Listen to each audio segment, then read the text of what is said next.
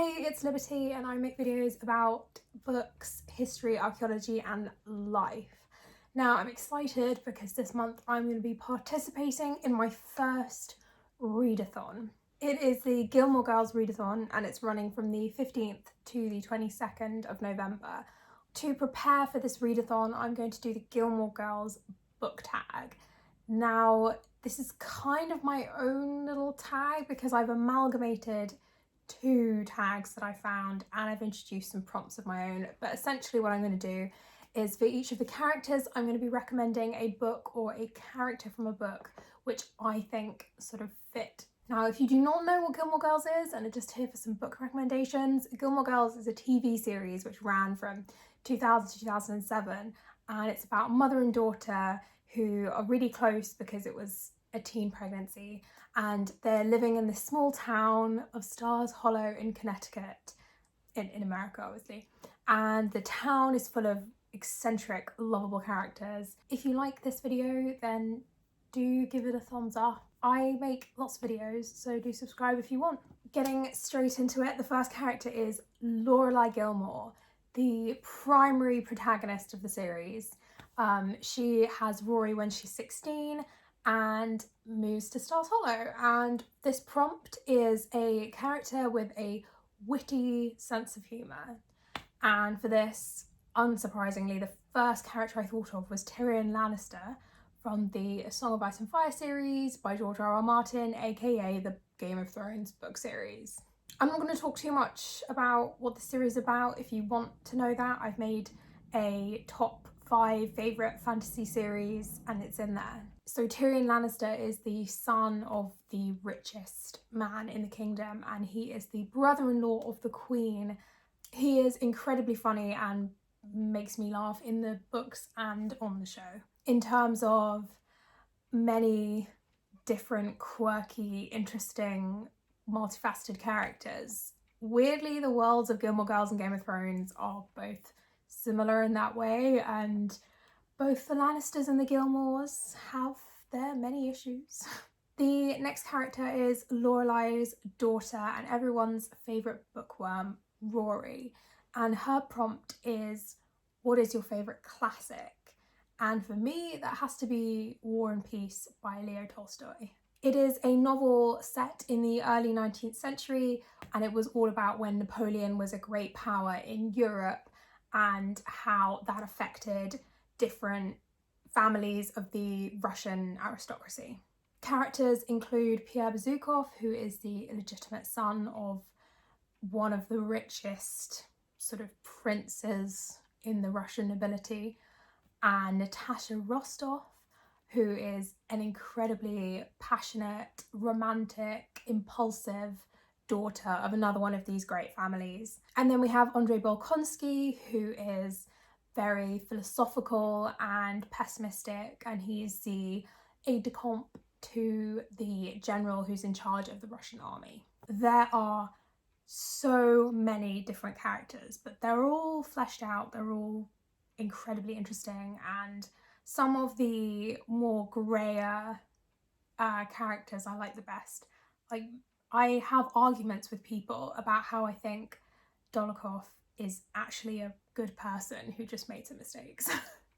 For Emily Gilmore, who is Lorelai's mother, her family came over on the Mayflower. I have created a prompt which is my favourite comedy of manners. Now, a comedy of manners can be anything that's a sort of witty, satirical comedy set in a high society kind of setting. I have gone for the play An Ideal Husband by Oscar Wilde. So Robert Chilton is the main character of this play, and he is a politician with a very strong moral compass, but unfortunately he has this skeleton in his closet and he gets blackmailed for this. He and his wife are very much a power couple in society. People look up to them and people look up to him. It's so funny. There's misunderstandings, witty banter, political undercurrents. Golden.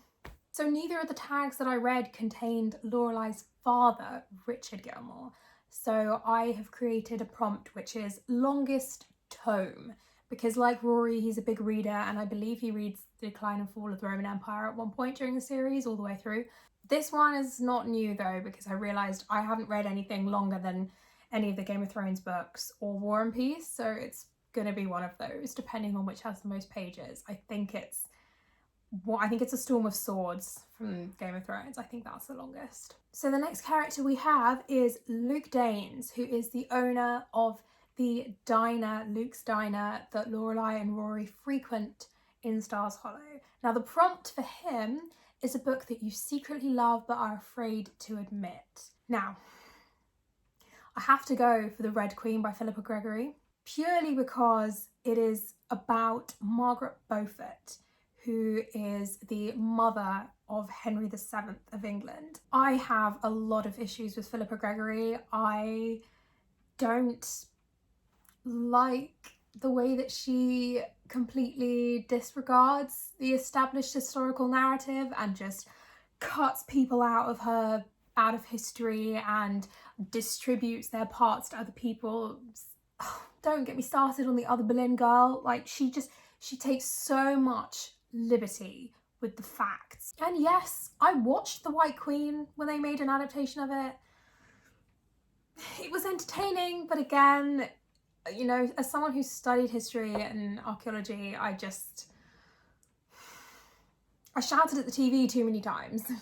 The next book recommendation is for Rory's best friend, Lane. Now this prompt is favourite musician, as Lane is a drummer and absolutely obsessed with music. I am picking Primrose from the Chilbury Ladies Choir. It's 1940, it's a village in Kent, and all the men have been, well, most of the men have been sent off to fight in the Second World War. And so there are not enough men for a functioning church choir until Primrose turns up and basically establishes a all-ladies choir. It's also really in the spirit of Gilmore Girls in that it's set in a small village with a cast of characters that are all great in their own way. And of course there are men there who aren't fighting as well, so there's a nice balance there of the characters. For Suki, Lorelai's best friend and amazing chef, the prompt is a book that you devoured. Now, my choice is The Assassin's Quest, which is the third book in the Farseer trilogy by Robin Hobb. Again, I've talked about this series before and how much I love it. It's really long, so I'm using devoured in a way that I used every spare moment that I had to read or listen to the audiobook. I mean, most of the time I was painting these walls. I had the audiobook on in the background, much to the chagrin of my father. So the Farseer trilogy is narrated by Fitz, who's the bastard son of the old king-in-waiting, like the Prince of Wales essentially, for the Six Duchies. The world building is incredible over the course of the trilogy, and magic plays a really important part. There are two kinds of magic. The wit is very much, you can kind of connect and bond with animals. The skill is a second kind of magic. It sort of runs in the Farseer lineage. You can sort of use your mind to sort of put pressure on other people's minds, or like, it's very, like, it's all in the head. The series is slow paced, but in a good way. You really get to bond with all the characters, and it really pays off in the third book. I had a massive book hangover when I finished this. I literally didn't know what to do with myself. I have struggled. It's been like a good couple weeks and I've struggled. I haven't finished a book since then because nothing feels good enough. My next Gilmore Girls character is Paris. Now, Paris is a character that Rory meets when she transfers to a private school. For Paris, I'm looking for a badass woman, and I found her in Hermione Granger. Now, I'm not going to go into too much detail about the Harry Potter series because it's the Harry Potter series. I feel like most people know what it's about. But they are both highly intelligent, bookish, strong ladies, and they certainly get stuff done. And actually makes sense because you first meet Paris in a school setting, and obviously you first meet Hermione in a school setting, and they're very much academic overachievers as well. Now, the final three characters are Rory's love interests. Now I'm going to start off with her first love, Dean, and the prompt for this is obviously first loves. And the first world I fell in love with was Narnia.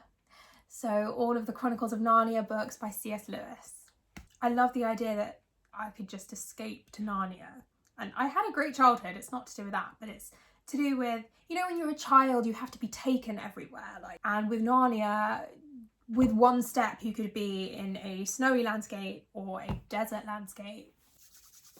Now we're on to Jess. Now I am Team Jess. For a recommendation that would fit the prompt swoon-worthy boyfriend, I'm going for Daniel Deronda by George Eliot. Both Daniel and Jess are imaginative, dreamy, idealistic men. The novel starts in 1865, and Daniel is in Germany when he meets a woman called Gwendolen Harleth, who he is kind of a little bit entranced with.